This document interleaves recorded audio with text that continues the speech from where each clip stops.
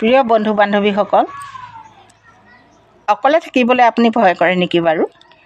মোৰতো বৰ ভয় লাগে। মানুহে কয়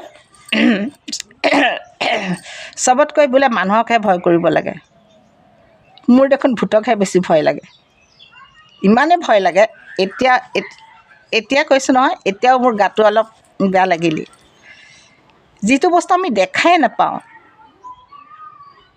ভৰি দি এটেক কৰে নে মূৰে দি এটেক কৰে নে ধৰিবতো নোৱাৰি ন, সেয়ে ভয় লাগে।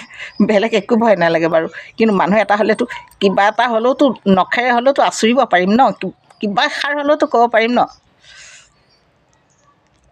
কিন্তু ভূতটোকতো উপায়েই নাই দিয়কচোন, কোনফালে কি কৰে, সেয়েহে ভয় লাগে। কিন্তু আচলতে নহয়, মানুহকহে ভয় কৰিব লাগে। মানুহৰ পৰাহে মানুহ সাৱধানে থাকিব লাগে। এইটোৱে কিন্তু মহান মহান ব্যক্তিসকলে কৈ গৈছে।